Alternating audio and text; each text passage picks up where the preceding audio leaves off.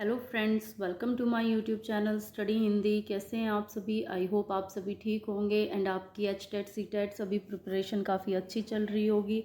DSSB की vacancy भी कभी भी अनाउंस हो सकती हैं, तो आप अपनी तैयारी को और भी बेहतर कीजिए मेरे साथ जुड़ के। मेरा कंटेंट बहुत ही ज़्यादा हेल्पफुल होगा आपके लिए। मेरे कंटेंट से बाहर आपको एग्ज़ाम में कुछ भी देखने को नहीं मिलेगा। आपको सभी क्वेश्चंस मेरे कंटेंट में से ही देखने को मिलेंगे। तो आप मेरी वीडियोस को रेगुलर देखिए, अपनी क्लासेस लीजिए, अपने नोट्स बनाएं और जब भी आपका एग्ज़ाम हो तो आप उन शॉर्ट नोट्स को आसानी से रिवाइज भी कर सकते हैं। एंड फ्रेंड्स, जितना हो सके उतने क्वेश्चंस की प्रैक्टिस कीजिए, क्योंकि जितना आप क्वेश्चंस की प्रैक्टिस करेंगे उतनी ही आपकी स्पीड भी अच्छी होगी और आपकी प्रैक्टिस भी बहुत ज़्यादा अच्छी हो जाएगी। आपका जो भी टॉपिक होगा वो आपको और भी ज़्यादा अच्छे से क्लियर हो जाएगा। अगर आपको कुछ नहीं समझ में आता है तो आप मेरे पास कमेंट कर सकते हैं, मैं आपकी उस क्वेरी को ज़रूर दूर करूँगी। आपको जैसे पता है कि फ्रेंड्स, हमने अपना टॉपिक स्टार्ट किया आदिकाल। आज ये आदिकाल का लास्ट पार्ट है। आज हमारा जो आदिकाल है वो यहीं पे समाप्त हो जाएगा।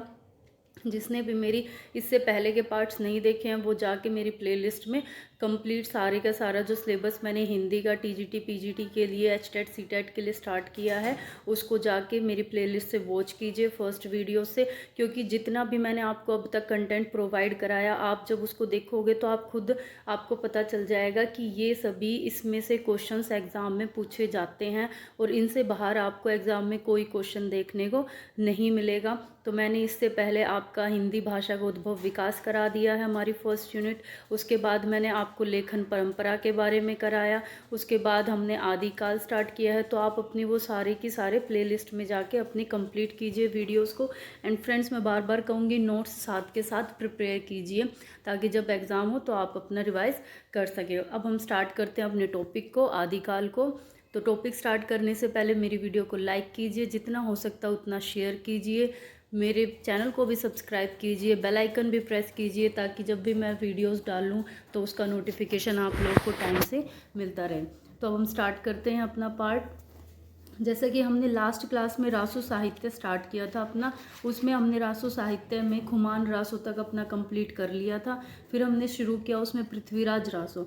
आपको जैसा कि पता है कि जो पृथ्वीराज रासो ग्रंथ है ये बहुत ही ज़्यादा प्रसिद्ध ग्रंथ है और इसमें से बहुत से क्वेश्चन पूछे जाते हैं। हिंदी का जो एग्ज़ाम होता है, चाहे आप एच टेट उठा लो, चाहे आप TGT PGT DSSB कोई भी एग्ज़ाम उठा लो, पृथ्वीराज रासो में से आपको क्वेश्चन देखने को आसानी से मिल जाएगा, क्योंकि ये हमारे हिंदी साहित्य का बहुत ही महत्वपूर्ण ग्रंथ है। तो जो हमारा पृथ्वीराज रासो है, जैसे कि लास्ट क्लास में मैंने आपको बताया था, ये चंद्र बरदाई जी द्वारा रचित है और शास्त्रीय ढंग से लिखा हुआ हिंदी का प्रथम महाकाव्य माना जाता है। ये बहुत ही ज़्यादा इम्पोर्टेंट लाइन है।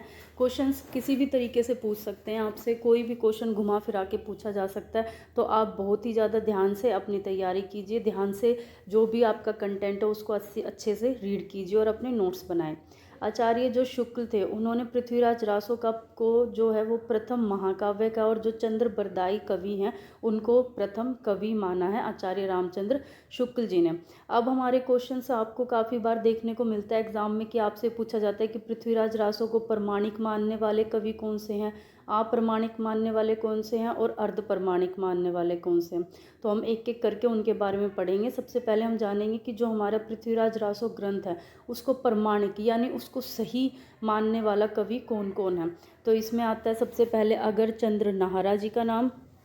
उसके बाद नेक्स्ट आप देखेंगे मोतीलाल मनेरिया, करनाल टॉड और मिश्र बंधु। आप इनको 2 से 3 बार रिवाइज करोगे, ये आपको बहुत आसानी से याद हो जाएंगे। तो जिसमें ये है कि प्रमाणिक मानने वाले कवि ये 4 कवि हैं। आपसे ऑप्शन पूछ सकते हैं, इन चारों में से एक कवि हटा सकता है और ये पूछ सकता है कि प्रमाणिक मानने वाला कौन सा नहीं है। तो क्वेश्चंस को आपको बहुत ध्यान से रीड करना है, उसके बाद ही अपना आंसर राइट जो भी आपका ऑप्शन है उसको चूज़ करना है। नेक्स्ट है हमारा अप्रमाणिक मानने वाले। अभी तो हमने जाना कि जो प्रमाणिक यानी जो पृथ्वीराज रासो जो ग्रंथ है उसको बिल्कुल सही सटीक मानते थे। अब हम पढ़ रहे हैं अप्रमाणिक यानी जो पृथ्वीराज रासो ग्रंथ है उसको सही नहीं मानते थे, सटीक नहीं मानते थे। उनका मानना था कि ये जो ग्रंथ है, ये जो पृथ्वीराज रासो ग्रंथ है, ये बिल्कुल अप्रमाणिक ग्रंथ है, इसका कोई प्रमाण नहीं है।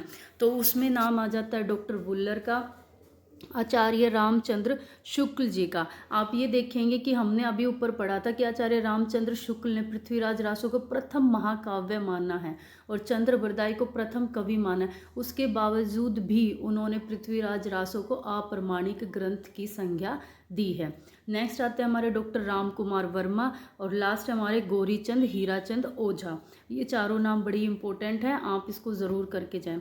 नेक्स्ट है हमारा अर्ध प्रमाणिक ग्रंथ, यानी जिसने प्रमाणिक भी नहीं माना और अप्रमाणिक भी नहीं माना, उसके बीच की जो संज्ञा दी है इस ग्रंथ को वो है अर्ध प्रमाणिक। तो अर्ध प्रमाणिक मानने वाले हमारे आचार्य हजारी प्रसाद द्विवेदी, सुनीति कुमार चटर्जी, दशरथ शर्मा और मुनि जिन विजय। इन चारों ने जो पृथ्वीराज रासो ग्रंथ है उसको अर्ध प्रमाणिक ग्रंथ माना है। उसके बाद जो हमारा पृथ्वीराज रासो ग्रंथ है उसको मुक्तक काव्य मानने वाले भी कवि था जिनका नाम था नरोत्तम स्वामी। उन्होंने पृथ्वीराज रासो को मुक्तक काव्य माना है। तो ये बहुत ही ज़्यादा इंपॉर्टेंट है, चाहे तो आप इसका स्क्रीनशॉट लेके बाद में अपने नोट्स बना लीजिए, लेकिन इनके शॉर्ट नोट्स ज़रूर प्रिपेयर कीजिए, ये एग्ज़ाम में आपके लिए बहुत हेल्पफुल होने वाले हैं। नेक्स्ट हम देखते हैं कि जो हमारा पृथ्वीराज रासो ग्रंथ है, मैं आपको पूरा डिटेल में सारा कंप्लीट कराऊंगी पृथ्वीराज रासो ग्रंथ के बारे में। जहाँ से भी क्वेश्चन आ सकते हैं, जहाँ से भी क्वेश्चन पूछे जा सकते हैं, वो मैं कंप्लीट आपको कराऊंगी। इसमें जो पृथ्वीराज रासो उसके विभिन्न रूपांतरण किए गए थे, तो उसके जितने रूपांतरण थे वो 4 रूपांतरण किए गए थे। जो सबसे पहला था वो कहलाया आपका वृहद रूपांतरण। जैसे कि नाम से ही पता चलता है वृहद, यानी वृहद का मतलब होता है बहुत ही विशाल, बहुत ही बड़ा, यानी सबसे बड़ा, सबसे वृहद, सबसे विशाल रूपांतरण, जिसमें कि आपके 16,306 छंद इंक्लूड किए गए थे। ये नागरी प्रचारणी जो सभा थी काशी की, वहाँ उसके द्वारा प्रकाशित था ये। और इसमें 69 समय किसे कहते हैं, जो आप आगे हम जैसे देखेंगे, जो पृथ्वीराज रासो ग्रंथ को अगर हम उठाते हैं तो उसमें सर्ग दिए गए हैं, इन सर्ग को समय कहते हैं। हर एक सर्ग, जैसे पहला सर्ग, दूसरा सर्ग, तीसरा सर्ग, उनकी सबकी कहानियाँ होती। तो ऐसे इस तरह से इसमें 69 सर्ग या 69 अध्याय शामिल हैं। ये जो है यहाँ इसकी जो प्रति जो है वो उदयपुर संग्रहालय में प्रतिष्ठित है, यानी ये हमें उदयपुर के संग्रहालय में मिलता है पृथ्वीराज रासो का वृहद रूपांतरण। नेक्स्ट देखते हैं हम, नेक्स्ट आता है मध्यम रूपांतरण। पृथ्वीराज रासो ग्रंथ का जो मध्यम रूपांतरण है उसमें 7,000 छंद दिए गए हैं। अध्याय को प्रस्ताव, इसमें अध्याय जो है, अध्याय की जगह प्रस्ताव शब्द का यूज़ किया गया है। और ये बीकानेर व अबोहर जो कि पंजाब में है, वहाँ पर इसकी प्रति सुरक्षित है, वहाँ पर हमें इसकी मध्यम रूपांतरण की प्रति मिलती है। नेक्स्ट हमारा आता है लघु रूपांतरण, जिसमें कि आपके 3500 छंद हैं और इसमें 19 समय या अध्याय या सर्ग इंक्लूड किए गए हैं। और इसकी प्रति आपको बीकानेर के अनूप संस्कृत पुस्तकालय में सुरक्षित है, यानी वहाँ पर आपको इसकी प्रति देखने को मिलती है। नेक्स्ट आते हैं लघुत्तम रूपांतरण। लघुत्तम रूपांतरण में आपको देखिए 1300 छंद देखने को मिलेंगे। इसका काव्य रूप जो है वो मुक्तक है और डॉक्टर दशरथ ओझा ने इसे मूल रासो माना है। यह लघुत्तम रूपांतरण को ही उन्होंने मूल रासो नाम दिया है। इनकी जो प्रति है वो अगरचंद नाहरा के पास सुरक्षित है। जो हमारे अगरचंद नाहरा जी हैं उनके पास ही इसकी प्रति सुरक्षित है, हमारे लघुत्तम रूपांतरण की। देखिए फ्रेंड्स, जो एग्ज़ाम होता है वहाँ पर आप देखेंगे सिलेबस में डाल के दिया जाता है हिंदी साहित्य। तो हमें ये नहीं पता कि हिंदी साहित्य में जैसे डाल के दे देंगे आदिकाल, भक्तिकाल, रीतिकाल, हमें नहीं पता कि आदिकाल में वो कहाँ से क्वेश्चन उठा के पूछ सकता है हमसे। तो ये जो इम्पोर्टेंट चीज़ है इनको आप प्लीज़ नोट कीजिए और अपनी तैयारी अच्छे से कीजिए, क्वेश्चंस अटैम्प्ट कीजिए। जब आपका एग्ज़ाम हो तो अपने शॉर्ट नोट्स ज़रूर रिवाइज़ कीजिए, क्योंकि क्वेश्चन कहीं से भी आ सकता है।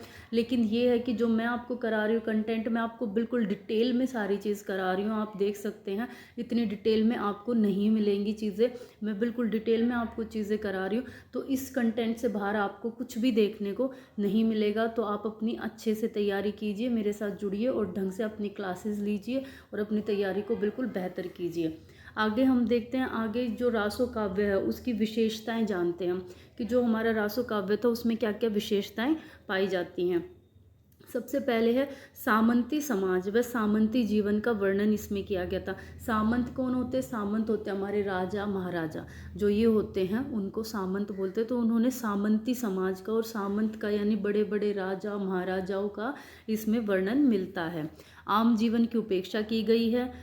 रासों में संदिग्ध व अर्ध प्रमाणित सामग्री या विषय वस्तु है, यानी संदिग्ध मतलब बहुत कंफ्यूज करने वाली या संदेह में डालने वाली इसमें हमें सामग्री देखने को मिलती है। अतिशोक्तिपूर्ण घटनाओं का वर्णन, छोटी सी घटना को भी बहुत बढ़ा चढ़ाकर अतिशोक्तिपूर्ण वर्णन किया गया है।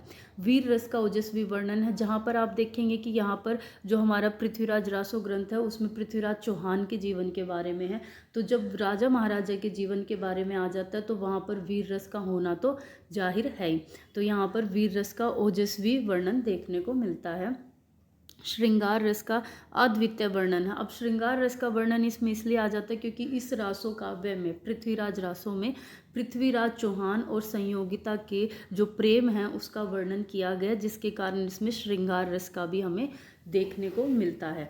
प्रवृत्ति का बहुआयामी वर्णन है। सबल कला पक्ष है। डिंगल व पिंगल शैली का प्रयोग है। डिंगल शैली का प्रयोग जैसा कि मैं आपको बता चुकी हूँ, जब भी युद्ध का वर्णन होता है, क्योंकि हमारी डिंगल जो भाषा है, डिंगल जो राजस्थानी शैली है वो बहुत ही कठोर भाषा है। तो कठोर भाषा है तो युद्ध का जब वर्णन करेंगे तो उस समय कवि डिंगल भाषा का यूज़ करते थे।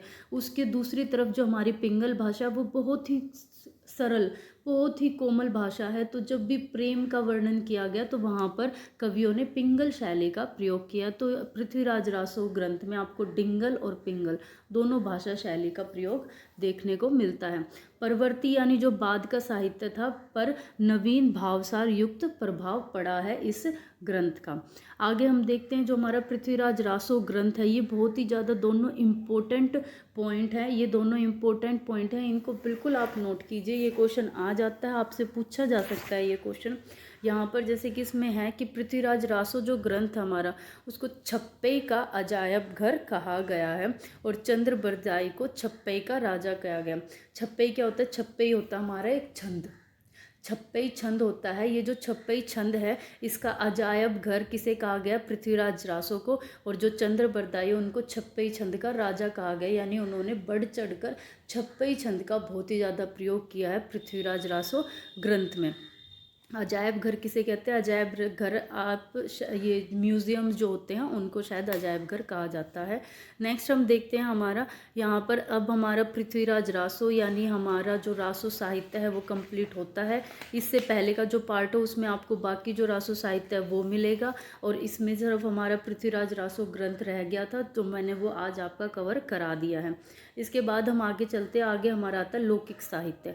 लौकिक साहित्य जैसे कि आप इसके नाम से देख लेंगे कि लौकिक, लोक यानी लोक जीवन में रची बसी जो विषय वस्तु थी, जब उसको साहित्यिक बना लिया गया तो उसको हमने लौकिक साहित्य नाम दिया गया। इसकी विषय वस्तु जो थी वो प्रेम पर, श्रृंगार पर, नीति पर और लोक जीवन पर आधारित थी, जो हमारा लौकिक साहित्य है। अब लौकिक साहित्य है उसमें सबसे पहले आता है हमारा ढोला मारूरा दुहा। ये पश्चिमी राजस्थान का यह एक लौकिक काव्य मारवाड़ी भाषा में लिखा गया है। ये एक लौकिक काव्य है हमारे राजस्थान का जो कि मारवाड़ी भाषा में लिखा गया है। इसका जो नायक है वो कछवाहा वंश के राजा जो हैं नल, उनका पुत्र है जिसका नाम है ढोला, और जो इनकी नायिका है उनका नाम है मारवणी या मालवणी। यह जो लोक काव्य है मौखिक रूप से प्रचलित था। जो हमारा ये ढोला मारूरा दुआ है ये लिखित रूप से प्रचलित नहीं था, ये मौखिक रूप से प्रचलित था। और इसे जो कल्लोल कवि थे उन्होंने 11वीं शताब्दी में एकत्रित किया, यानी इसका मौखिक जो रूप है उनको एकत्रित किया उन्होंने, तथा 17वीं शताब्दी में इस कथा में कुछ चौपाइयाँ जोड़कर जैन कवि कुशलाभ ने काव्य बनाया। कल्लोल कवि ने तो इसको एकत्रित किया लोगों के मुख से सुन सुन के, और जो हमारे कवि कुशलाभ थे उन्होंने इसमें कुछ चौपाइयों को जोड़कर इसको काव्य का रूप दिया, यानी इसको एक लिखित रूप प्रदान किया 17वीं शताब्दी में। तो ये बहुत ही ज़्यादा इम्पोर्टेंट पॉइंट है एग्जाम के पॉइंट ऑफ व्यू से, आप इसको अच्छे से नोट कीजिए। नेक्स्ट है हम देखते हैं इसमें ये जो है विरह प्रधान लौकिक काव्य, यानी इसमें हमें विरह देखने को मिलता है। एक प्रेमिका और उसकी प्रेमिका का आपस में विरह हमें इस काव्य में देखने को मिलता है। जो इसकी शैली है वो दोहा शैली है और राजस्थानी भाषा का प्रयोग किया गया है। जैसे कि मैं आपको पहले बता चुकी हूँ, इसके फर्स्ट पॉइंट में आप देख सकते हैं कि उसमें लिखा है कि इसमें मारवाड़ी भाषा का प्रयोग किया गया और हमारी मारवाड़ी भाषा राजस्थान की ही भाषा है। प्रमुख जो नायिका है इसमें यानी मारवाणी, उसका संबंध पिंगल देश से था। ऐसे क्वेश्चन भी आ सकते हैं कि नायिका का संबंध कौन से देश से था, तो आपको पता होना चाहिए उसका संबंध था पिंगल देश से। काव्य में लौकिक राजस्थान की संस्कृति को प्रमुखता से प्रकट किया गया है। अब राजस्थान का लौकिक काव्य है तो वहाँ पर हमें राजस्थान की जो संस्कृति है उसके बारे में हमें अच्छे से देखने को इस काव्य में मिलता है। जो यहाँ पर जो प्रेमी लिए गए हैं, जो नायक लिए गए हैं ढोला, उनका जो मूल नाम है वो है सहल्या कुमार। ऐसा क्वेश्चन भी आ सकता है, तो आप इसको अच्छे से करके जाइएगा। नेक्स्ट हम देखते हैं यहाँ पर हमारा नेक्स्ट जो आता है लौकिक साहित्य में, वो है हमारा वसंत विलास। वसंत विलास जो है यह काव्य प्राकृतिक सौंदर्य के लिए विख्यात है। जैसे कि आप इसके नाम से ही देख रहे हैं, इसमें फर्स्ट ही वर्ड आता है आपका बसंत। बसंत यानी हमारी बसंत ऋतु से लगा लीजिए तो आपको आसानी से पता चल जाएगा कि ये प्राकृतिक सौंदर्य के लिए विख्यात है। इसमें ऋतुराज जो बसंत है उसके सौंदर्य तथा बसंत का स्त्रियों पर पड़ने वाले प्रभाव का वर्णन बढ़ चढ़ कर किया गया है। इस काव्य के बिखरे भाग को एकत्रित कर 1952 ईस्वी में केशव लाल हर्षदर ध्रुव ने संपादित कर प्रकाशित करवाया था। नागरिक प्रचारणी सभा ने इसको प्रकाशित किया है और डॉक्टर माता प्रसाद गुप्त ने इसे आदिकाल की अद्वितीय रचना कहा है। नेक्स्ट हमारे आते हैं अमीर खुसरो। ये भी बहुत ही ज़्यादा इम्पोर्टेंट है। अमीर खुसरो में से भी काफ़ी क्वेश्चन पूछे जाते हैं, कभी कभी तो इनका मूल नाम ही पूछ लिया जाता है। बहुत बार देखा गया ये क्वेश्चन कि अमीर खुसरो का मूल नाम क्या है। आप देख सकते हैं फर्स्ट लाइन में ही मैंने ये चीज़ ऐड की है, तो आप इनको बहुत अच्छे से करके जाइए अमीर खुसरो के पॉइंट को, क्योंकि इसमें से बहुत क्वेश्चन पूछे जाते हैं। तो इनका मूल नाम है आपका ख्वाजा अब्बुल हसन और इनके गुरु का नाम है निज़ामुद्दीन औलिया, जो कि दिल्ली के सूफी संत थे। इन्हें हिंदी भाषा का तोता या तूती कहा जाता है। जैसे इनके लिए बोला जाता है तोतिया हिंद या तूतिये हिंद, तो वो किसके लिए बोला जाता है? अमीर खुसरो जी के लिए। सितार और तबला के आविष्कारक थे। ये तो सभी को पता है अमीर खुसरो के बारे में कि वो सितार और तबला के आविष्कारक थे। इन्होंने खड़ी बोली को साहित्यिक भाषा बनाया। ये इनका सबसे इम्पोर्टेंट काम था कि इन्होंने जो खड़ी बोली है उसको साहित्यिक भाषा बनाया है। डॉक्टर राम कुमार वर्मा ने इतिहास में इन्हें अवधी भाषा का प्रथम कवि माना है। जो हमारी अवधी भाषा उसका प्रथम कवि माना है डॉक्टर राम कुमार वर्मा ने। आगे हम देखते हैं जो हमारे अमीर खुसरो जी हैं उन्होंने क्या क्या रचनाएं की हैं। तो इनकी सारी रचनाएं भी बहुत ही इम्पोर्टेंट है। सबसे पहले आ जाती है खुसरो की पहेलियाँ, गज़लें, मुकरियाँ, खालिक बारी, दो सूखने, ढकोसले, नूह पीहर और अमीर खुसरो। ये जो अमीर खुसरो थे ये सूफी संप्रदाय में दीक्षित थे, यानी ये सूफी संप्रदाय के थे। आगे हम देखते हैं जो आप इसमें देखेंगे जो ढकोसले ये हास्य से संबंधित है, यानी इसमें आपको हास्य की चीज़ें मिलेंगी। और नूह पीहर जो है ये भाषा विज्ञान से संबंधित बोली व भाषा का वर्णन इसमें किया गया है। नेक्स्ट हमारे आ जाते हैं विद्यापति जी।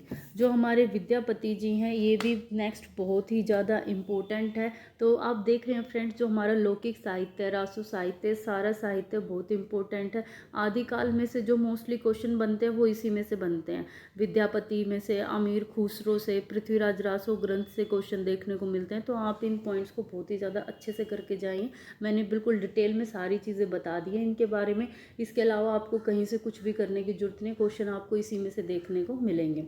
जो विद्यापति जी हैं वो बिहार के तिरुहुति शिव सिंह के सभा कवि थे। और इन्होंने जो इनको उपमाएं यानी जो भी इनको जिसे कहते हैं ना कि जैसे इनको मैथिल कोकिल कहा जाता था, उपमाएं जो इनको मिली, जिस नाम से इनको अन्य नामों से बुलाया जाता था, जो उपाधियां इनको मिली, तो वो था मैथिल कोकिल, कवि शेखर, अभिनव जयदेव, श्रृंगारी कवि, शैव कवि, गीति काव्य के जनक। इनको गीति काव्य का जनक भी कहा गया।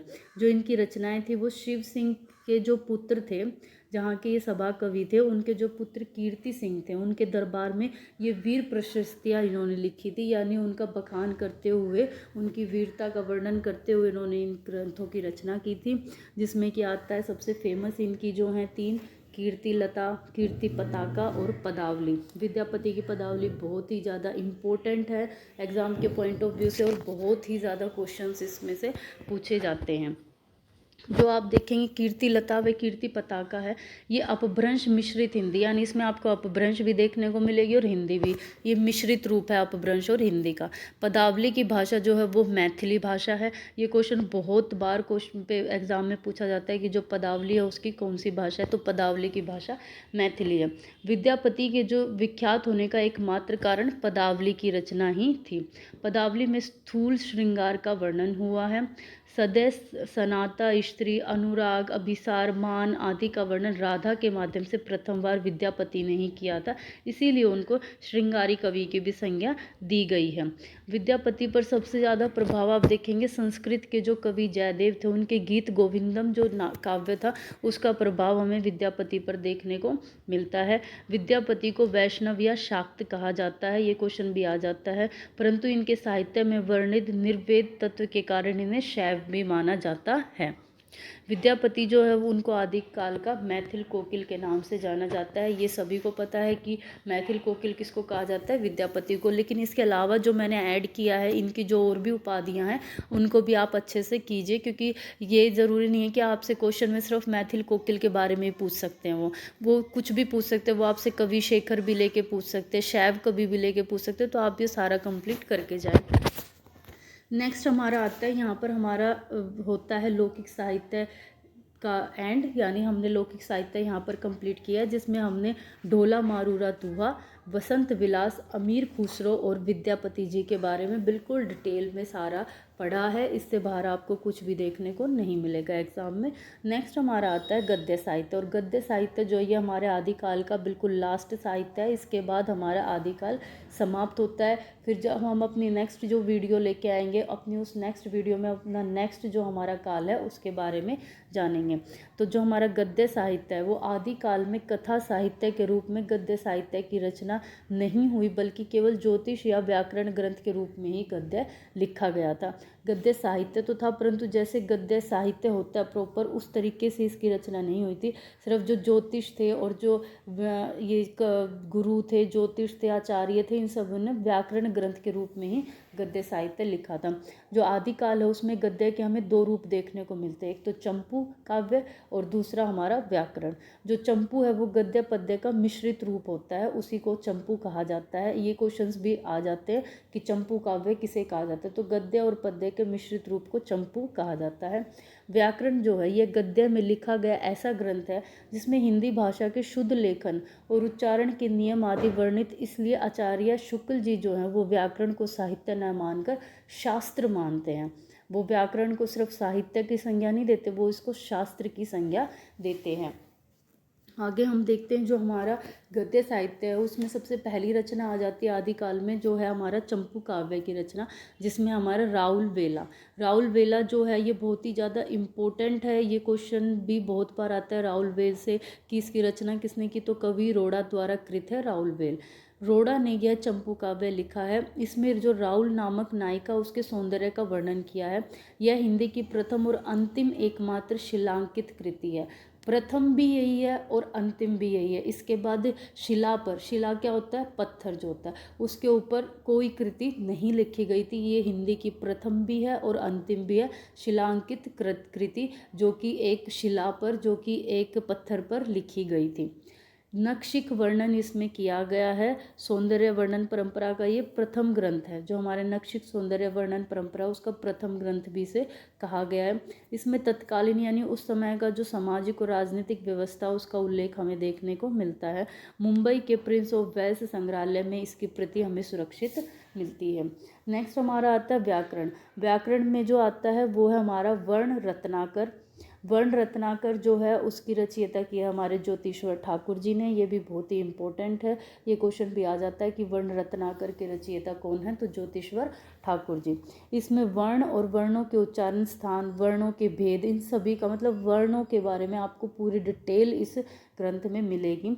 हिंदी की प्राचीनतम व्याकरण में इसे माना जाता है। यह मैथिल भाषा में लिखा जाने वाला ग्रंथ है। यानी ये जो ग्रंथ है ये आपको कौन सी भाषा में मिलेगा, ये मैथिली भाषा में लिखा हुआ ग्रंथ है। उसके बाद हमारा नेक्स्ट आता है हमारा उक्ति व्यक्ति प्रकरण। इसकी रचना की हमारे दामोदर पंडित शर्मा जी ने। यह भी मैथिल भाषा में लिखा गया ही ग्रंथ है। इस शब्दकोश या विश्वकोश भी कहा जाता है। पंडित जो हमारे दामोदर जी हैं वो काशी कौशल के राजा जो गोविंदन देव थे उनके सभा कवि थे। पहले इस ग्रंथ का नाम सिर्फ उक्ति व्यक्ति ही रखा गया था। लेखक ने इसमें 5 अध्याय लिखे और उन्हें प्रकरण नाम दिया, इसलिए इस ग्रंथ को फिर उक्ति व्यक्ति प्रकरण कहा जाने लगा। इसके अतिरिक्त इसमें अनेक लुकोक्तियाँ मिलेंगी, आपको सूक्तियाँ मिलेंगी और मुहावरों का भी काफ़ी प्रयोग मिलेगा। इसलिए ये जो ग्रंथ है ये बड़ा ही दुर्लभ ग्रंथ कहा गया है इस ग्रंथ को। अब देखिए फ्रेंड्स, हमारा यहाँ पे आदिकाल होता है समाप्त। हमने अपना आदिकाल बिल्कुल कंप्लीट कर लिया। आदिकाल में हमारा कुछ भी नहीं बचा है। आदिकाल का ये 6th पार्ट था। आप देखिए मैंने आदिकाल आपको बिल्कुल इतना डिटेल में कराया कि हमारा 6th पार्ट था आदिकाल का। मैंने 1 या 2 पार्ट में आपको सिर्फ थोड़ा सा बता के आदिकाल को समाप्त नहीं किया। मैंने आपको बिल्कुल डिटेल में पूरा आदिकाल कराया, जिससे कि आप चीज़ों को सिर्फ लर्न ना करो, आपको चीज़ें समझ में भी आए कि कौन कौन सी चीज़ कैसे कैसे हो रही है। क्योंकि अगर आप एक बार इन चीज़ों को समझ लोगे तो ये आपको लाइफ टाइम याद रहेंगी। आपको फिर दूसरा उन चीज़ों को रटने की ज़रूरत नहीं है कि आपने आदिकाल के ऊपर आप कोई और वीडियोस देखो या कोई और बुक उठाओ और उसमें याद करो कि अच्छा हिंदी में ये भाषा है उपभाषा है। बिल्कुल भी नहीं। आप डिटेल में बिल्कुल सारी जानकारी लीजिए, बिल्कुल अच्छे से सारी की सारी चीज़ कीजिए। आदिकाल को बिल्कुल डिटेल में मैंने आपको कराया। आप सारे पार्ट देखिए आदिकाल के, आपको बहुत आराम से आदिकाल समझ में आ जाएगा और आपको हमेशा याद भी रहेगा। और अपने नोट्स बनाते रहे साथ के साथ, क्योंकि जब एग्ज़ाम पास में आएगा तो आपके शॉर्ट नोट्स आपकी बहुत ही ज़्यादा हेल्प करेंगे। क्वेश्चंस की प्रैक्टिस करते रहिए। अब मैं अपनी वीडियो को यहीं समाप्त करती हूँ।